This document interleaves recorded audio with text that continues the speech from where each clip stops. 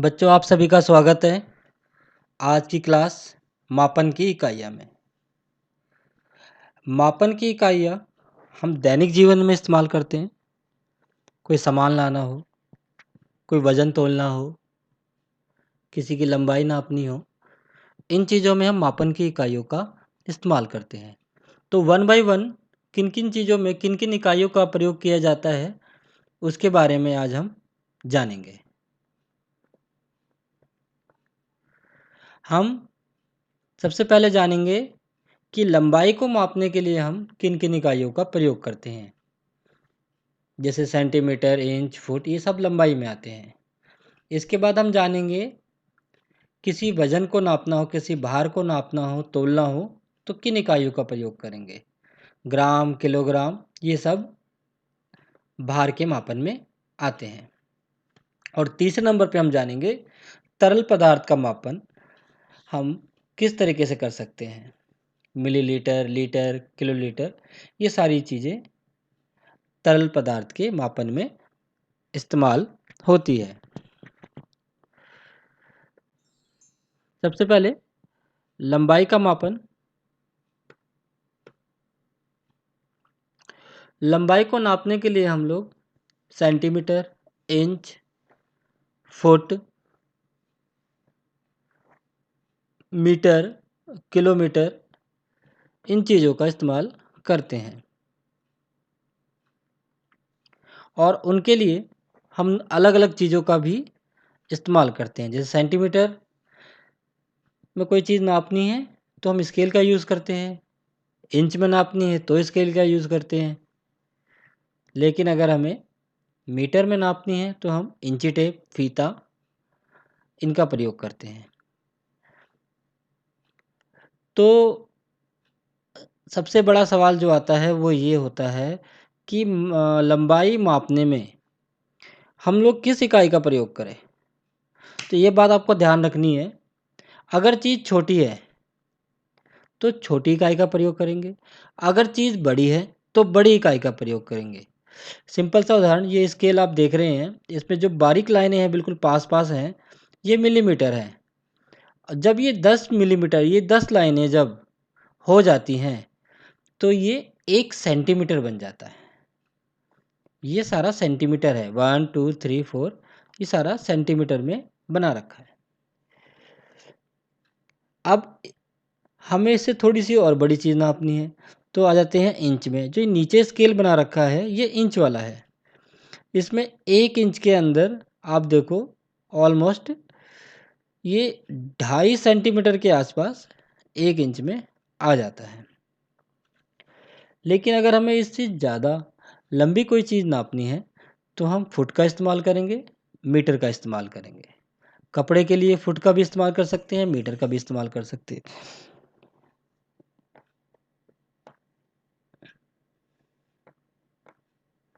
अब जैसे मैंने लंबाई के मापन के लिए छोटी-छोटी इकाइयाँ और छोटी-छोटी फ़ोटो के साथ आपको दिखा रखी है।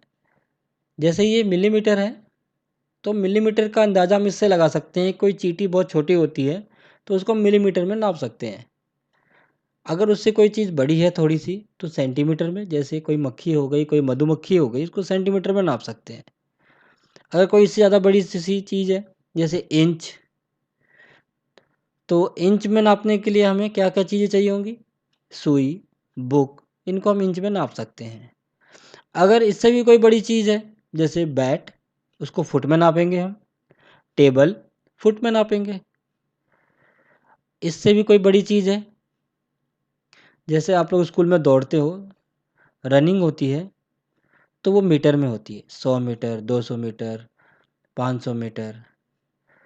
लेकिन इससे भी ज़्यादा नापना है आपको, इससे बड़ी दूरी है, लंबी दूरी है, जैसे आपको अपने घर से लाल किले जाना देखने, तो आप किलोमीटर का इस्तेमाल करेंगे कि दिल्ली की मेरे घर से लाल किला कितनी दूर होगा? 15 किलोमीटर। आपके घर से लाल किला कितना किलोमीटर दूर होगा? 10 किलोमीटर। तो ये अंदाज़ा आप लगा सकते हैं। तो जो चीज़ छोटी होगी उसके लिए छोटी मापक की इकाई इस्तेमाल करनी है, जो चीज़ बड़ी होगी उसके लिए बड़ी मापक की इकाई का हमें इस्तेमाल करना है। आगे आ जाते हैं हम भार का मापन, यानी कि हमें अगर वज़न तोलना हो, तो वज़न तोलने के लिए हम अलग इकाइयों का प्रयोग करते हैं।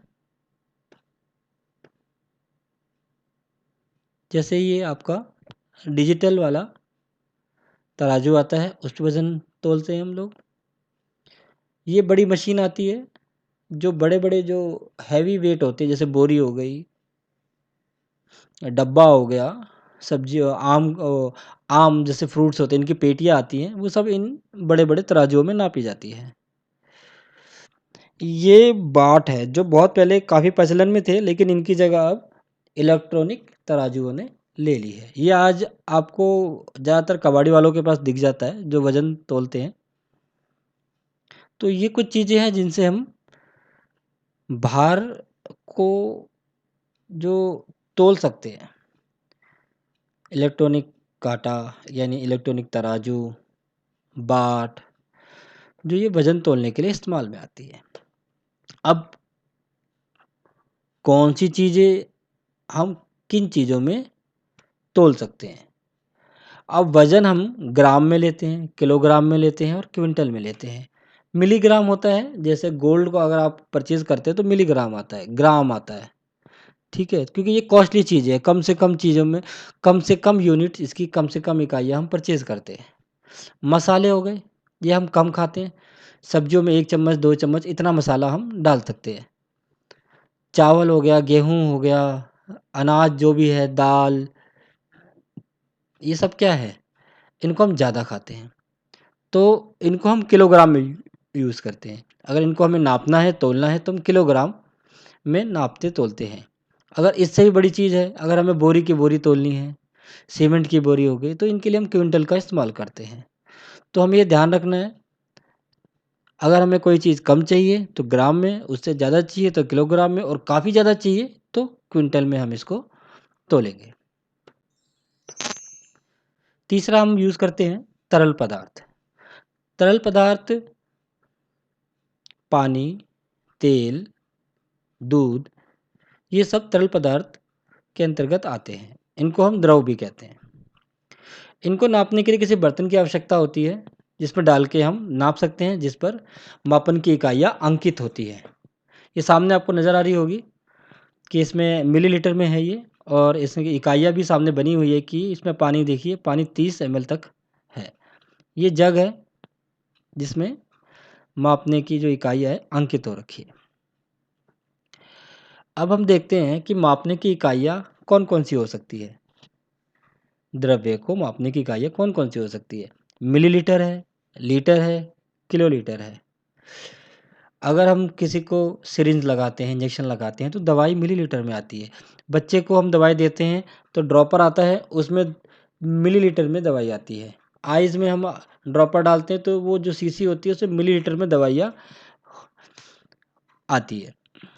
दूध लीटर में आता है। हम लोगों का एक चलन आम हो चुका है कि हम दूध जब भी लेने जाते हैं तो किलो में बोलते हैं कि 1 किलो दूध दे दो। ये ऐसा आपको नहीं बोलना है, आपको सिर्फ़ लीटर में दूध लाना है, क्योंकि 1 किलो का मतलब होता है 1000 लीटर, और 1000 लीटर का मतलब होता है पानी की जो टंकी आपकी बड़ी वाली होती है। इतना दूध आप लोग नहीं परचेज़ कर सकते।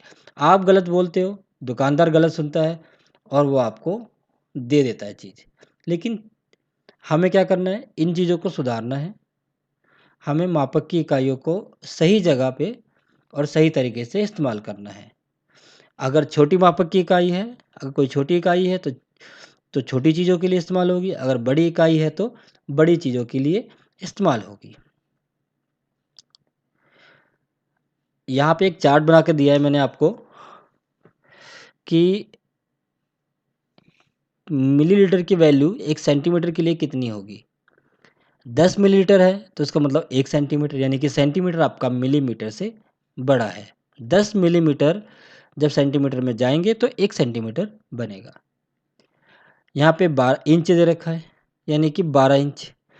12 इंच का 1 फुट बनता है, यानी कि इंच से बड़ा फुट है। सेंटीमीटर मिलीमीटर छोटा है, सेंटीमीटर उससे बड़ा है, इंच सेंटीमीटर से बड़ा है और फुट इंच से बड़ा है, और फुट से बड़ा मीटर है और मीटर से बड़ा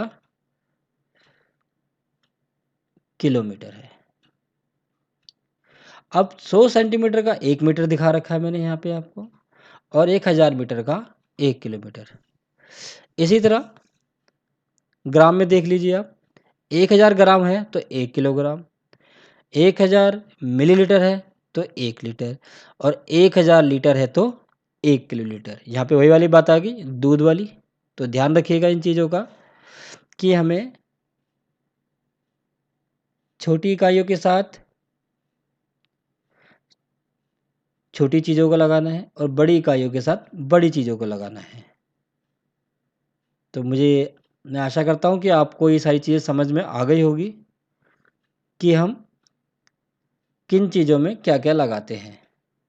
लंबाई के लिए अलग मापक की इकाई है, वज़न के लिए अलग मापक की इकाई है, द्रव्य के लिए अलग मापक की इकाई है, और इन मापक इकाइयों को हमें एक दूसरे में मिलाना नहीं है। चलिए, मैं आपसे उम्मीद करूँगा कि आप मेरे इस वीडियो को देख के अच्छे से रिवाइज़ करेंगे और अच्छे से इस चीज़ को समझेंगे। चलिए, थैंक यू। अगर आपको कोई भी दिक्कत हो तो आप मुझे मैसेज कर सकते हैं।